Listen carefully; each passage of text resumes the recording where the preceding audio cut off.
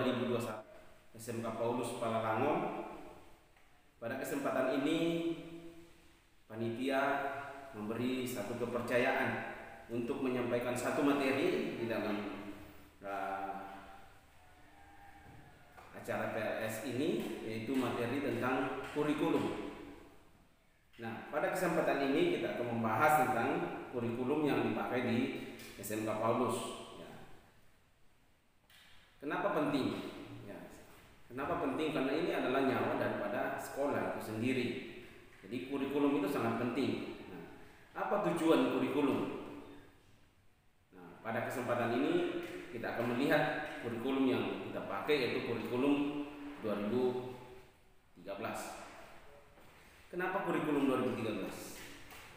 Ada juga kurikulum 2013 revisi. Nah, mungkin ada perubahan-perubahan lagi ke depan tentang kurikulum. Pada kesempatan ini saya coba akan menjelaskan di dalam materi PLS tentang kurikulum 2013. Nah, kurikulum 2013 bertujuan untuk mempersiapkan manusia Indonesia agar memiliki kemampuan hidup sebagai pribadi dan warga negara yang beriman, yang produktif, yang kreatif, yang inovatif, yang efektif, serta mampu berkontribusi pada kehidupan bermasyarakat, berbangsa, bernegara, dan mampu mengikuti peradaban dunia. Ini bisa dilihat slide-nya ya, slide-nya. Jadi kalian bisa, ada tugas di akhir nanti saya akan kasih. Kalian bisa lihat slide-nya. Nah, jadi tadi saya katakan bahwa tujuan dari kurikulum 2013 ini bagaimana mempersiapkan manusia Indonesia. Ya, Anda termasuk siswa yang baru. Kalian adalah manusia-manusia Indonesia. Kalian adalah generasi-generasi Indonesia ke depan yang akan dibentuk di sekolah ini, supaya kalian punya kemampuan. Tadi tidak hanya dari sisi pengetahuan saja yang kita isi, tapi bagaimana kalian juga menjadi manusia-manusia yang punya iman, atau manusia yang beriman sesuai dengan agama kita masing-masing. Kemudian tidak hanya dari sisi generasi atau manusia yang beriman, tapi menjadi manusia yang produktif, bukan manusia yang tidak menghasilkan apa-apa, tapi dia produktif. Apalagi usia-usia muda seperti kalian adalah usia-usia yang produktif, yang mampu menghasilkan, berproduksi di dalam karya. Kalian sebagai anak bangsa ke depan harus produktif, menghasilkan karya-karya yang bisa menjadi manfaat atau memberi manfaat bagi banyak orang. Itu menjadi generasi yang produktif. Kemudian menjadi generasi yang kreatif, tidak hanya produktif tapi kreatif, bisa menciptakan banyak hal. Makanya kalau nanti ditanya, kalau kamu selesai dari SMK Paulus, kamu mau jadi apa? Menjadi manusia yang kreatif, bisa menciptakan lapangan pekerjaan dengan kemampuan, dengan talenta yang kamu miliki. Kamu kembangkan, kamu menjadi manusia yang kreatif, mampu menciptakan sesuai dengan bidang yang kita pelajari nantinya di SMK Paulus. Kamu bisa menciptakan satu produk yang bisa membawa manfaat bagi banyak orang. Generasi yang kreatif, kemudian inovatif, menciptakan ide-ide yang baru, inovatif, menciptakan hal-hal yang baru, misalnya walaupun dalam barang yang sama tapi kamu kemas, punya inovasi yang baru, menciptakan hal-hal yang baru, sehingga punya daya jual di pasar. Menjadi manusia yang inovatif, menciptakan ide-ide yang baru, kemudian efektif, serta mampu berkontribusi, memberi dampak pada kehidupan masyarakat. Jadi nanti generasi yang mampu memberi jawaban bagi masalah-masalah yang dihadapi dalam masyarakat. Oleh karena itu kamu harus sungguh-sungguh ya di dalam kurikulum 2013 ini ya, itu ditekankan itu bagaimana dalam pengajaran nanti lewat materi-materi, lewat mata pelajaran yang diberikan ya, kita bisa atau sekolah bisa menciptakan manusia-manusia Indonesia yang beriman, manusia-manusia Indonesia yang produktif, manusia-manusia Indonesia yang kreatif, inovatif, dan efektif, yang mampu berkontribusi untuk kehidupan masyarakat, berbangsa, bernegara, dan tentu akan bersaing di peradaban dunia yang serba digital. Selain daripada tujuan kurikulum 2013, ada hal-hal penting juga yang saudara atau Anda harus perhatikan sebagai generasi masa depan. Ke depan itu tantangannya akan semakin berat. Ya. Jadi ada hal-hal yang perlu kalian persiapkan. Kalian sebagai siswa baru pada saat ini, kalian tidak hanya bersekolah, datang, duduk, dengar, tapi ada hal-hal penting yang harus kalian persiapkan ke depan. Ya, ada 5 hal ya, mungkin ada tambahannya lagi, tapi ada 5 hal yang coba ingin saya sampaikan kepada kalian di dalam pengenalan kurikulum ini. Ya, bahwa tantangan ke depan jauh akan lebih sulit dibanding dengan yang ada saat ini. Ya. Oleh karena itu ada hal-hal penting yang perlu kalian persiapkan, misalnya etos kerja yang kuat. Ya. Bagaimana kita bisa bersaing? Ya tentu dengan cara kerja kita, etos kerja kita. Ya, kamu kerja sedikit, kamu capek, kamu mudah mengeluh. Ya tentu itu tidak akan dipakai di dalam dunia kerja nantinya. Ya apalagi kalian dipersiapkan, SMK dipersiapkan untuk dunia kerja. Ya, jadi harus punya etos kerja, ya, kerajinan, ya tidak mudah menyerah. Punya etos kerja yang kuat, berani menghadapi tantangan, berani menghadapi masalah-masalah yang ada di dalam dunia kerja. Jadi punya etos kerja. Kemudian kamu punya kemampuan ya, atau interpersonal, kemampuan pribadi, kemampuan apa kelebihan yang kamu bisa jual, kemampuan apa yang kamu miliki, kemampuan pribadi apa sih yang kamu miliki. Tentu itu akan mengukur kamu untuk maju ke depan. Ya. Kemudian tidak kalah penting adalah tim kerja. Mungkin saudara saat ini kalau kamu hanya bekerja sendiri, kamu mampu bekerja sendiri, tapi dunia kerja ke depan tidak membutuhkan hanya orang yang mampu bekerja sendiri, tapi membutuhkan orang-orang yang bisa bekerja di dalam tim atau teamwork, ya, tim kerja. Tidak hanya orang yang single fighter yang bisa mampu mengerjakan semua, ini tidak dibutuhkan ke depan itu. Tapi orang yang dibutuhkan adalah bagaimana orang-orang yang mampu bekerja di dalam tim. Nah, kemudian yang tidak kalah penting lagi, yang mungkin dari sisi knowledge-nya, dari sisi pengetahuan, saudara terbatas. Tapi yang sangat dibutuhkan di dunia kerja nanti adalah integritas, kejujuran. Kejujuran itu sangat dibutuhkan dan itu sulit dicari. Ya. Tapi kalau kamu lewat kurikulum 2013 yang akan kita terapkan atau kurikulum pengembangannya lagi akan kita terapkan di SMK Paulus, ini yang harus kita bentuk dalam diri kalian, bagaimana kalian menjadi orang-orang yang jujur, orang-orang yang bisa dipercaya. Kemudian yang terakhir, dunia ke depan itu membutuhkan orang-orang yang mampu berkomunikasi atau skill, communication skill. Bagaimana kita mampu berkomunikasi dengan orang-orang ya, tadi di dalam tim kerja. Ya, banyak orang pintar tapi tidak bisa berkomunikasi, itu pun tidak akan dipakai. Tapi orang-orang yang pintar dan mampu berkomunikasi, begitu itu akan dipakai ke depan. Yang saya katakan tadi, keadaan tantangan yang akan kalian hadapi generasi-generasi sekarang akan lebih sulit dibanding generasi sebelumnya. Ya, masing-masing generasi punya tantangan masing-masing, dan saya percaya generasi kalian diizinkan Tuhan masuk di dalam generasi sekarang dengan masalah yang begitu kompleks, tapi pasti kalian sudah bisa melewati masalah-masalah. Ya, jadi 5 hal. Ya, mungkin ada hal-hal yang bisa kita tambahkan lagi.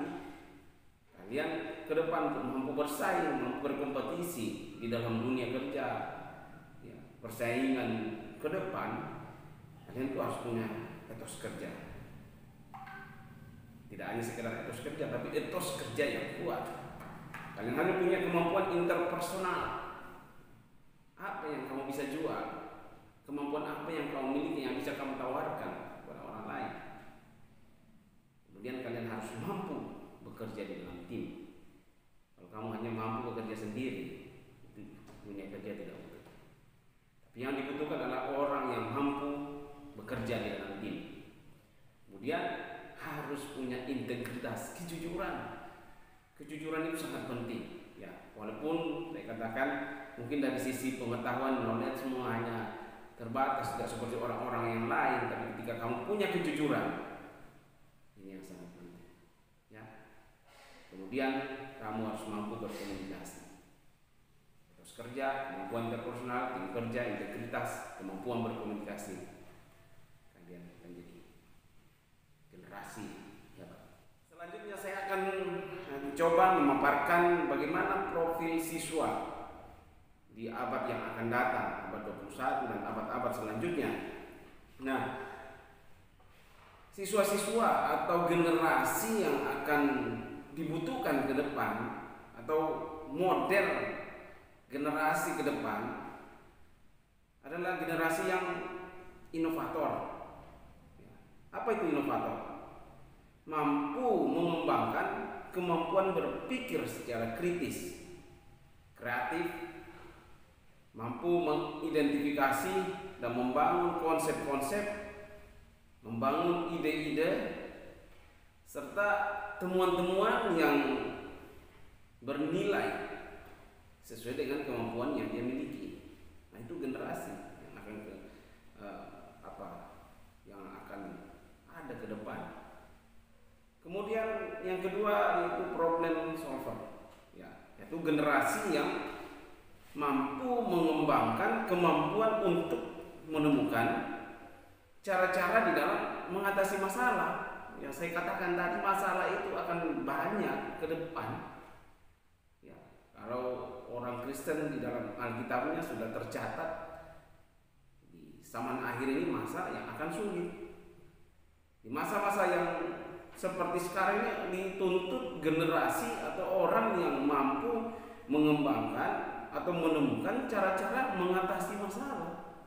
Bukan menjadi bagian dari masalah, tapi bagaimana dia mampu mengatasi masalah. Itu generasi yang akan dibutuhkan ke depan. Kemudian generasi yang risk taker, ya, artinya mampu melakukan tindakan-tindakan dengan menggunakan pertimbangan-pertimbangan yang ada, ya. Atau biasa dengan istilah berpikir dulu baru bertindak, gitu. Artinya di dalam bertindak itu ada pertimbangan-pertimbangan yang dia ambil. Apakah ini merugikan? Apakah ini menguntungkan? Tidak hanya bertindak, tapi ada pertimbangan-pertimbangan yang diambil. Kemudian generasi yang open minded, ya, artinya terbuka untuk tetap belajar, tidak puas dengan apa yang ada pada dirinya, tapi dia terus belajar tentang hal-hal yang baru, mencoba segala sesuatu sehingga dia menemukan hal-hal yang baru. Pikirannya tidak hanya terbatas, ya, tapi dia berpikiran, punya pandangan yang luas. Kalian bisa lihat di slide-nya, ya. Ini saya ada slide-nya. Kalian lihat di sini. Nah, jadi open minded orang yang punya pikiran yang luas, ya, sehingga dia mampu menghargai perbedaan-perbedaan yang ada, karena dia punya cara berpikir yang luas. Ini generasi profil siswa yang akan datang dan kalian yang akan melewati masa-masa itu ke depan. Ya. Seperti tadi sebelumnya saya sudah bahas tentang komunikasi, komunikator, ya, dia percaya diri untuk mengutarakan ide-ide secara terbuka. Ya, percuma punya ide kalau tidak disampaikan secara terbuka. Siswa atau generasi ke depan adalah generasi yang mampu berkomunikasi, mengkomunikasikan ide-ide apa yang ada di dalam pikirannya sehingga bisa diterapkan, bisa dieksekusi, bisa dilakukan sehingga bermanfaat bagi banyak orang, tidak hanya sekedar ide. Selanjutnya kita coba lihat beberapa bagian lagi di dalam kalau kita mau lihat siswa di abad 21 nanti, ya, ada teamwork, ya, bagaimana bekerja sama di dalam tim, ya.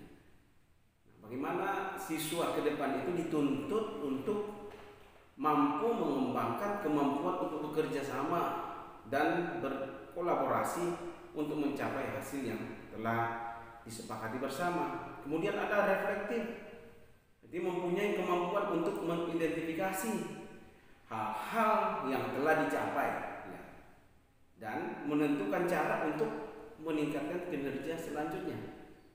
Kemudian ada pengetahuan, ya, atau bagaimana siswa itu mempunyai konsep-konsep pengetahuan dan keterampilan yang melandasi perilaku dan tindakan yang akan diambil. Jadi berpikir. Kemudian ada opportunity kreatif atau kreatif, mengembangkan kepekaan dan kemampuan untuk menentukan hal-hal yang dapat dikembangkan menjadi sebuah kegiatan yang menghasilkan nilai tambah yang dapat diterima dan dihargai oleh semua orang. Nah, itu beberapa hal-hal yang perlu diperhatikan, ya, kalau kita melihat siswa-siswa yang akan dibutuhkan, ya, kompetensi siswa-siswa yang akan dibutuhkan ke depan, ya, itulah hal-hal yang saya sudah sampaikan beberapa tadi, ya. Nah, perlu kita juga melihat ke depan itu akan terjadi pergeseran paradigma di dalam belajar, ya, apalagi dengan adanya pandemi COVID-19 ini mengubah segala sesuatu, cara orang berkomunikasi dan banyak hal yang diubah oleh COVID-19 ini, termasuk di dalam paradigma belajar ke depan. Pergeseran itu akan terjadi.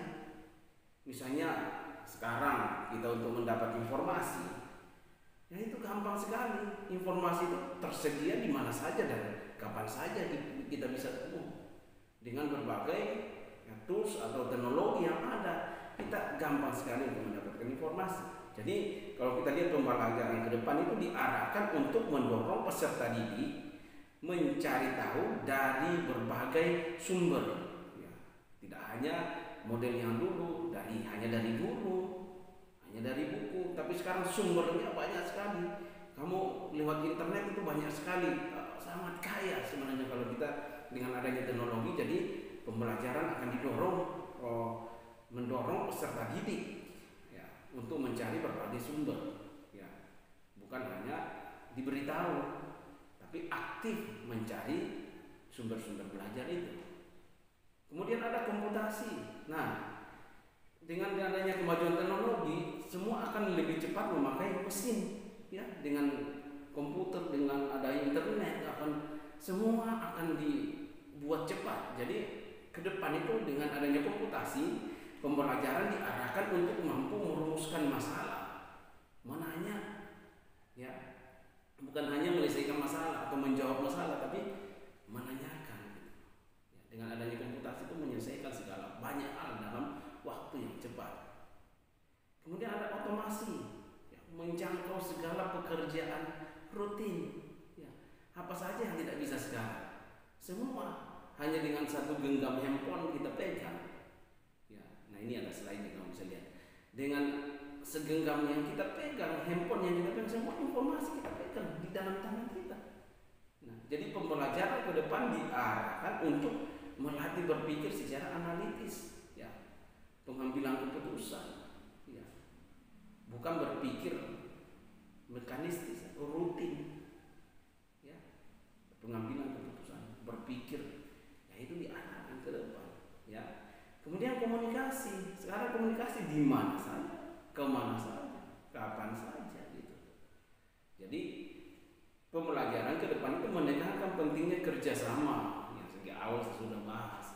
Penting sekali kerjasama, kemudian kolaborasi, bagaimana kita berkolaborasi dengan banyak orang, banyak ide, ya, kerjasama di dalam menyelesaikan masalah. Nah itu yang akan terjadi ke depan. Ini pergeseran cara berpikir di dalam belajar. Ya bukan lagi kita hanya menuntut dari guru, mendengar guru menyampaikan, tapi kita yang harus aktif mencari informasi, apalagi dengan kemajuan teknologi yang ada sekarang. Siswa dituntut untuk mencari. Kamu punya handphone tidak hanya untuk kamu main game, tapi bagaimana handphone itu kamu manfaatkan untuk menambah wawasan kamu, cara berpikir kamu. Banyak sekali informasi yang kamu bisa dapatkan dari sana.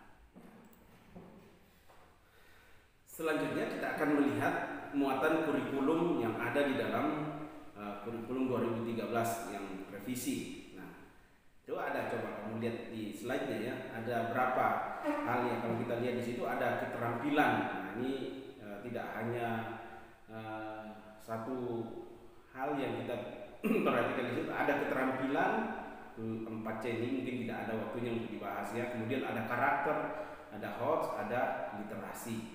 Literasi ini bagaimana kita membaca supaya wawasan kita bisa jadi luas. Nah, ini coba kita lihat ya. Jadi inilah muatan kurikulum yang ada di dalam K13 revisi. Ada keterampilan, ada karakter, ada hots, ada literasi. Selanjutnya kita akan coba melihat penilaian kurikulum 2013. Ya, jadi ada beberapa hal yang akan kita lihat di situ. Ada guru, ada sekolah, ada pemerintah, dan ada siswa. Nah, kita mulai dari sekolah dulu atau dari guru. Nah, itu ada penilaian-penilaian yang akan dilakukan di dalam kurikulum 2013. Itu ada penilaian otentik. Nah, ya biasanya waktunya itu terus-menerus akan dilakukan ya, penilaian otentik. Kemudian ada penilaian project. Nah, ini waktunya biasanya di akhir pelajaran atau di akhir semester. Kemudian ulangan harian. Nah ini biasanya per KD ya, kompetensi dasar biasanya itu diuji. Nah, jadi ada 3 dari guru itu, ada penilaian otentik. Nah waktunya bisa terus menerus. Kemudian penilaian project, waktunya bisa akhir semester atau akhir bab atau akhir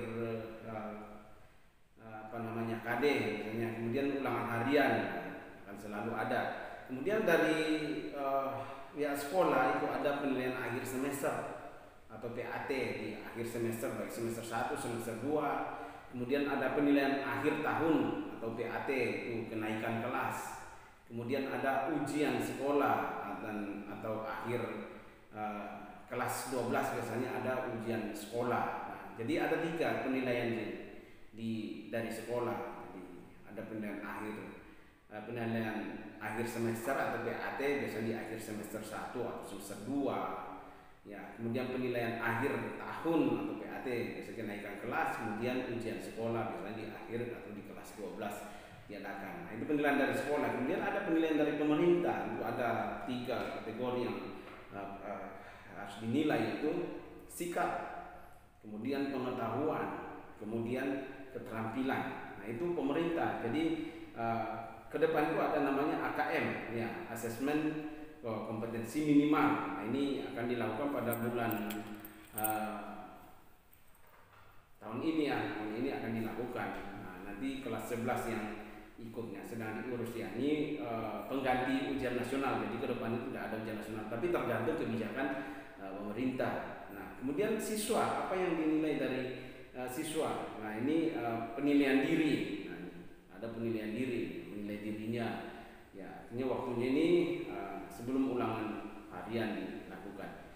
Jadi dalam penilaian kurikulum 2013 ada 4 komponen yang terlibat, ada guru, ada sekolah, ada pemerintah, dan ada siswa. Tadi saya sudah jelaskan tugas masing-masing. Ada tugas guru, ada tugas sekolah dalam menilai, ada tugas pemerintah, dan ada tugas siswa.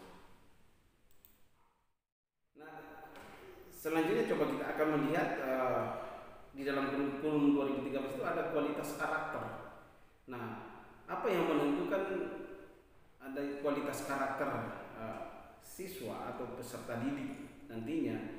Ya, yang kita harapkan ya, karakter punya integritas. Nah, ini siswa yang ada di SMK Paulus itu sangat dituntut punya integritas. Ya.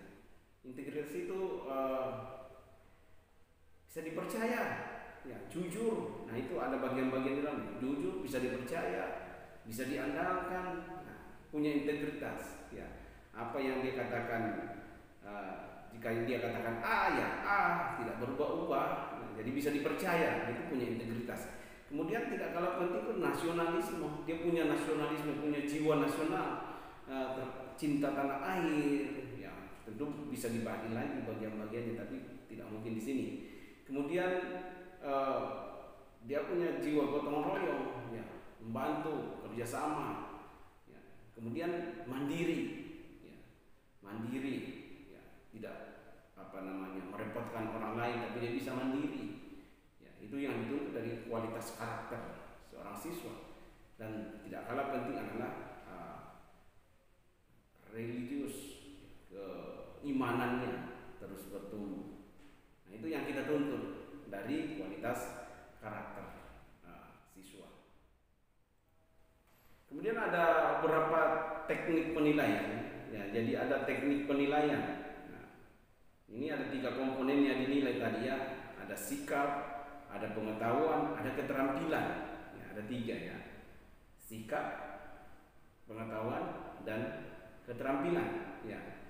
Nah, di dalam sikap itu diobservasi, diamati. Ya. Jadi masing-masing guru nanti mengamati setiap siswa. Kemudian ada penilaian diri, ada penilaian dari teman, dia menilai dirinya sendiri. Ya. Kemudian ada yang dinilai oleh teman sebayanya. Kemudian ada buat jurnal, ya, jadi sikap ya. Kemudian dari sisi pengetahuan, ya, bisa berupa tes tertulis, ya, pengamatan terhadap diskusi yang mereka lakukan, tanya jawab, dan bagaimana keaktifannya di dalam kelas, percakapan, ya. Kemudian ada penugasan, itu dari sisi pengetahuan. Nah, dari sisi keterampilan, lagi ini SMK, ya. Misalnya ada proyek, dikasih proyek dari setiap mata pelajaran, misalnya ada unjuk kerja, kinerja berupa praktek, bagaimana dia di dalam praktek gitu ya, tidak hanya dia menguasai teori, tapi dia bisa mempraktekkan juga apa yang dia bisa pelajari. Kemudian belajar membuat proyek, ya. Kemudian ada membuat produk. Nah, tentu ada hubungannya dengan kewirausahaan nantinya, apalagi di jurusan TKJ. Nah, bagaimana kita menjual produk misalnya dari KWU, dari hasil wirausaha kita jual lewat media online. Nah, ini sangat penting ke depannya. Apalagi orang dilarang bersentuhan, saya kira ini sangat peluang yang sangat luar biasa yang bisa kita kembangkan.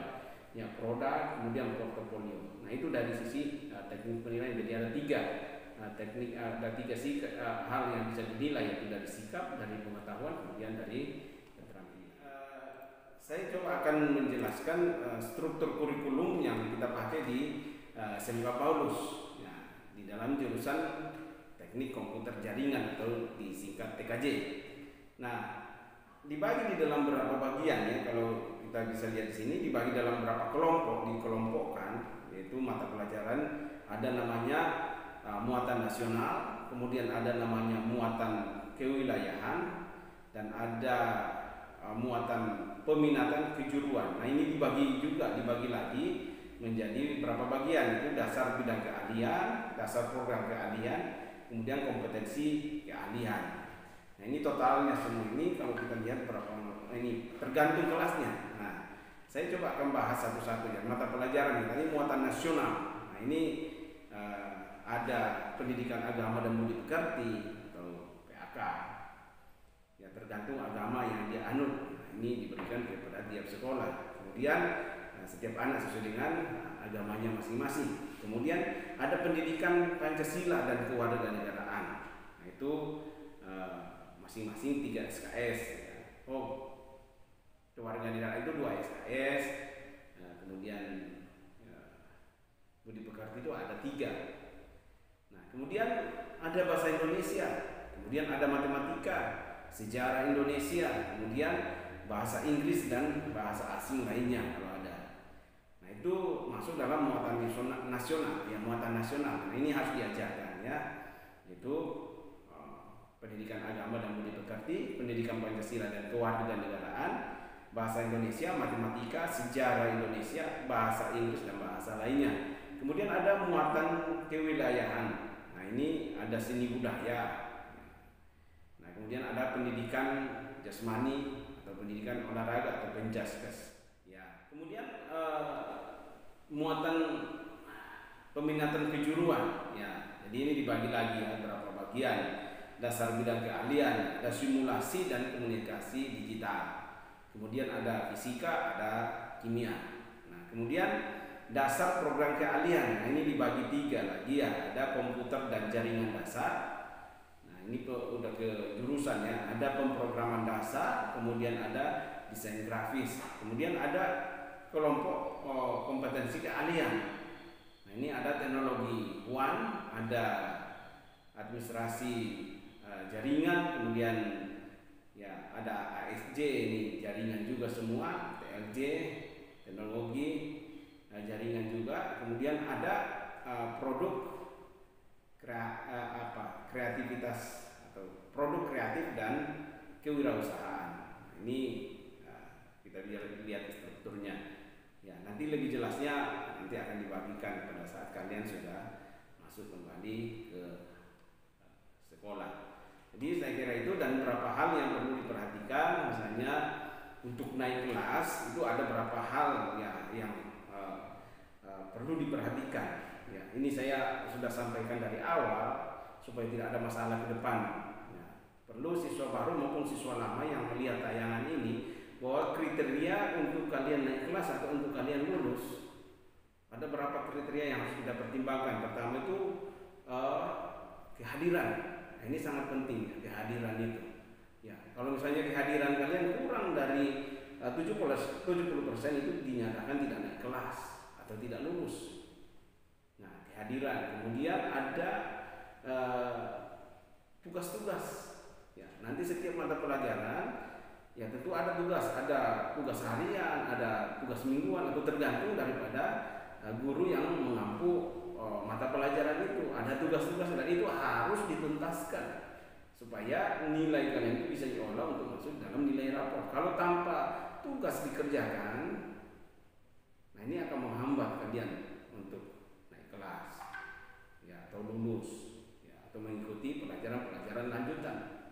Nah, jadi kehadiran, pengerjaan tugas-tugas, dan tentu ikut ujian, baik itu ujian PAT, ujian harian, ujian akhir. Nah, kalian harus ikut semua ya. Kalau salah satu tidak dikerjakan di sini, berarti Anda atau para siswa baik yang baru maupun yang lama tidak bisa mengikuti untuk dinyatakan naik kelas ya. Jadi di awal sudah kami jelaskan dengan baik. Tentu ada penilaian sikap juga. Sikap itu minimal harus B ya. Kalau kurang dari itu ya tentu tidak dinyatakan untuk naik kelas. Saya kira itu yang bisa saya sampaikan di dalam penjelasan kurikulum ya. Semoga ke depan kita bisa bekerja sama, siswa yang baru ya, selamat mengikuti pembentukan di SMK Paulus ya. Semoga Anda berhasil